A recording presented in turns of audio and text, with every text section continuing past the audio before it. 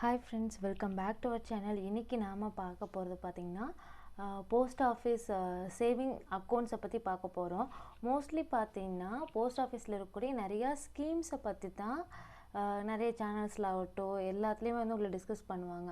ஆனால் post office savings அக்கௌண்ட்டை பற்றி நீங்கள் வீடியோ பார்த்திங்கன்னா ரொம்பவே கம்மியாக இருக்கும். பட் அதுதான் ரொம்பவே இம்பார்ட்டண்டான ஒன்று. ஏன்னா நம்ம எந்த ஸ்கீமில் போஸ்ட் ஆஃபீஸில் எந்த ஸ்கீம் நம்ம இது பண்ணாலும் சரி, அதில் போடக்கூடிய இன்ட்ரெஸ்ட் எல்லாமே பார்த்திங்கன்னா போஸ்ட் ஆஃபீஸில் உங்களுக்குன்னு ஒரு சேவிங் அக்கௌண்ட் இருக்கணும். அதில் தான் வந்து உங்களுக்கு கிரெடிட் ஆகும். சரிங்களா? இயர்லி ஆகட்டும் இல்லை மொத்தமாக உங்களோட டென்யூர் பீரியட் முடிஞ்சக்கப்புறம் அதோட பிரின்சிபல் ப்ளஸ் இன்ட்ரெஸ்ட் வந்து உங்களுடைய சேவிங் அக்கௌண்ட்டில் தான் வந்து கிரெடிட் ஆகும். அந்த அக்கௌண்ட்டை எப்படி நம்ம ஓப்பன் பண்ணலாம், எந்த மாதிரி இருக்குது, அதோட ஃபியூச்சர்ஸ் என்னென்னங்கிறத நம்ம இன்றைக்கி பார்க்க போகிறோம். நம்ம சேனலை பிடிச்சிருந்தா மறக்காமல் லைக் பண்ணி ஷேர் பண்ணுங்கள். மறக்காமல் உங்கள் ஃப்ரெண்ட்ஸோடையும் ஃபேமிலி மெம்பர்ஸோடையும் ஷேர் பண்ணுங்கள். இந்த போஸ்ட் ஆஃபீஸ் அக்கௌண்ட் வந்து சேவிங் அக்கௌண்ட் ஓப்பன் பண்ணுறதுக்கு பார்த்திங்கன்னா மினிமமாக வந்து 500 rupees வந்து நீங்கள் டெபாசிட் பண்ணுற மாதிரி இருக்கும்.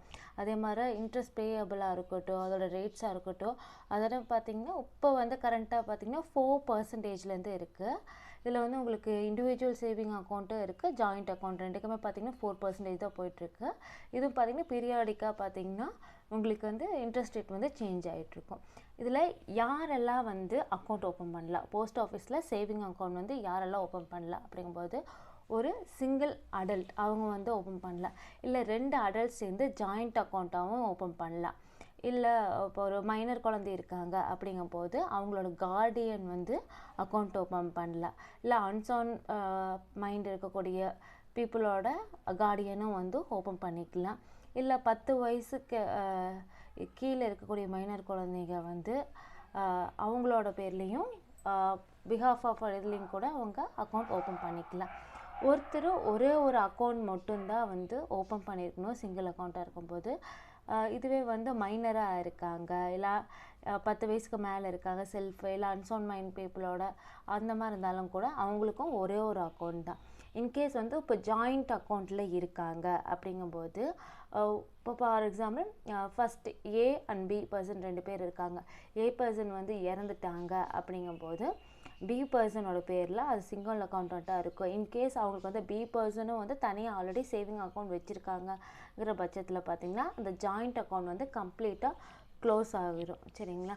இதில் நம்மளுக்கு வந்து என்ன கேட்டிங்கன்னா சிங்கிள் அக்கௌண்ட்லேருந்து ஜாயிண்ட் அக்கௌண்ட்டாகவும் மாற்றலாம்.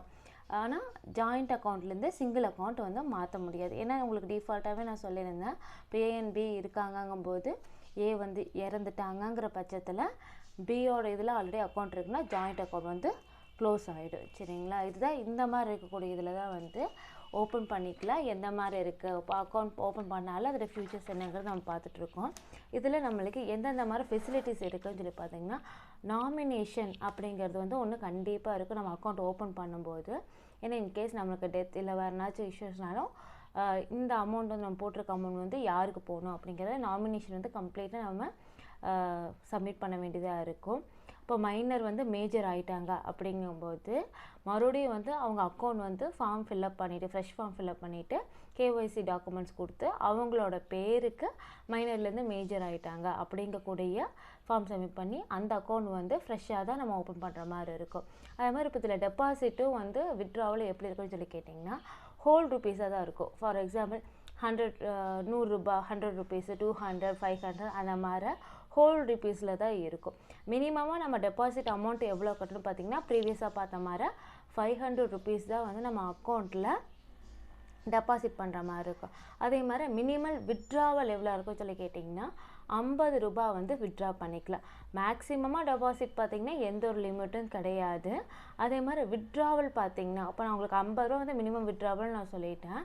அதுவே வந்து நீங்கள் அந்த 500 ரூபா மினிமம் அமௌண்ட் இருக்குது இல்லைங்களா, மினிமம் டெபாசிட் அமௌண்ட், அந்த அமௌண்ட்டை கம்மி பண்ணாத அளவுக்கு 500 ரூபா இருக்குன்னா நீங்கள் 500 ரூபாய்க்கு 450 ரூபா வருதுன்னா அந்த மாதிரி நீங்கள் எடுக்க முடியாது.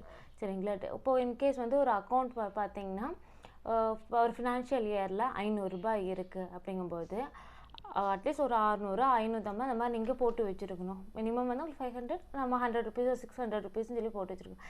இன்கேஸ் வந்து அந்த 500 ரூபா வந்து ஒரு ஃபினான்ஷியல் இயரில் மேலே அதாவது 600 ரூபாய் இந்த மாதிரி ஏறாமையும் இருந்துச்சுன்னா எந்த ஒரு சேஞ்சஸும் இல்லாமல் இருந்துச்சுன்னா உங்களுக்கு அக்கௌண்ட் மெயின்டெனன்ஸ் சார்ஜுன்னு சொல்லிட்டு ₹50 வந்து டிடெக்ட் பண்ணுவாங்க. இல்லை அக்கௌண்ட்டில் ஒன்றுமே இல்லை, சுத்தமாக இல்லைங்கும் போது அக்கௌண்ட்டே வந்து கம்ப்ளீட்டாக க்ளோஸ் பண்ணிடுவாங்க.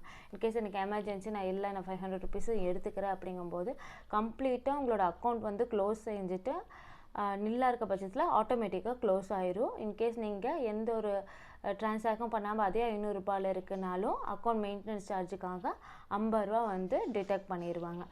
இதோட இன்ட்ரெஸ்ட் ரேட் எல்லாம் எப்படி இருக்கும்னு பார்க்கலாம். சரிங்களா? இன்ட்ரெஸ்ட் ரேட் பார்த்தீங்கன்னா மினிமமாக உங்களோட அக்கௌண்ட் பேலன்ஸ் பார்த்தீங்கன்னா எதுலேருந்து கால்குலேட் பண்ணுவாங்கன்னு கேட்டிங்கன்னா 10th அதாவது ஒரு மாதத்தில் 10ஆம் தேதியிலேருந்து அந்த மாதத்தோட இறுதி வரைக்கும் இருக்கக்கூடியதாக அதோட பேசிக்ஸில் தான் வந்து உங்களுக்கு இன்ட்ரெஸ்ட் வந்து கால்குலேட் பண்ணுவாங்க.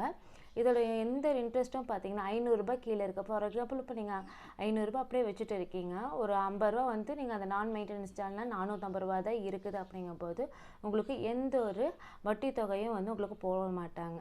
சரிங்களா? இது பார்த்தீங்கன்னா ஒவ்வொரு வருஷம் பார்த்தீங்கன்னா உங்களுக்கு எண்ட் ஆஃப் த ஃபினான்ஷியலில் வந்து ஒவ்வொரு வருஷம் எண்ட் ஆஃப் த மார்ச் மாதம் மினிஸ்ட்ரி ஆஃப் ஃபினான்ஸ்லேருந்து உங்கள் அக்கௌண்ட்டுக்கு நீங்கள் எவ்வளோ இது இப்போ ₹500 ₹600 வச்சுருக்கீங்கன்னா அதுக்குரிய 4% வந்து உங்கள் அக்கௌண்ட்டில் கிரெடிட் ஆகிடும். இப்போ அக்கௌண்ட் க்ளோஸ்சர் எப்படி இருக்கும் அப்படிங்கும்போது நீங்கள் ப்ரொசீடிங் மந்த்ஸில் வந்து இன்ட்ரெஸ்ட் பே பண்ணிகிட்டே இருக்கீங்க, உங்களுக்கு வந்து ப்ரொசீட் ஆகிட்டே இருக்குது அப்படிங்கும்போது பிரச்சனையே இல்லை.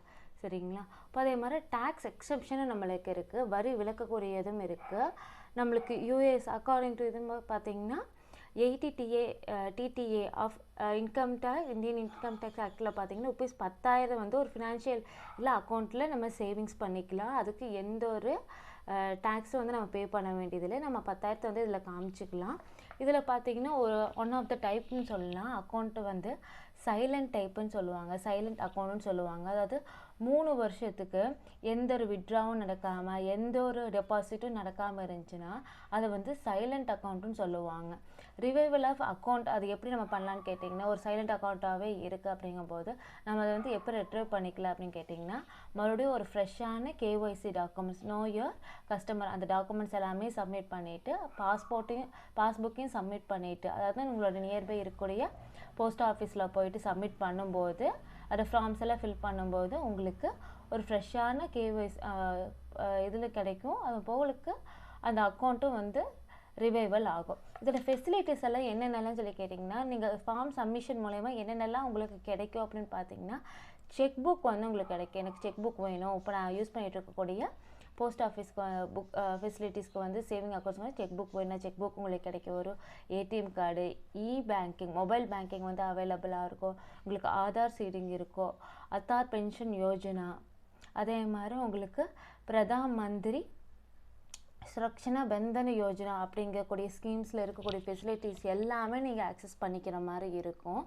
இதில் மெயினாக பார்த்தீங்கன்னா ஒரு அக்கௌண்ட் நீங்கள் ஓப்பன் பண்ணும்போது அட்லீஸ்ட் மினிமம் என்னோட சின்ன டிப் என்ன கேட்டிங்கன்னா இப்போ ₹500 நீங்கள் ஃபஸ்ட்டு இனிஷியலாக இது பண்ணுறீங்கும் போது ஒரு 2 or 3 months கழிச்சு மறுபடியும் ஒரு ₹100 போட்டு வச்சிட்டிங்கன்னா உங்களுக்கு த்ரூ அவுட் த இயர் வந்து உங்கள் அக்கௌண்ட் ஆக்டிவாகவும் இருக்கும். அதோட இன்ட்ரெஸ்ட் பார்த்தீங்கன்னா மார்ச் மாதம் ஆகும்போது உங்களுக்கு இதாக ஏப்ரல் 10 or 12 போகும்போது உங்கள் புக்கு கொடுக்கும்போது அதுவும் உங்களுக்கு பிரிண்ட் பண்ணியும் கையோடு கொடுத்துருவாங்க.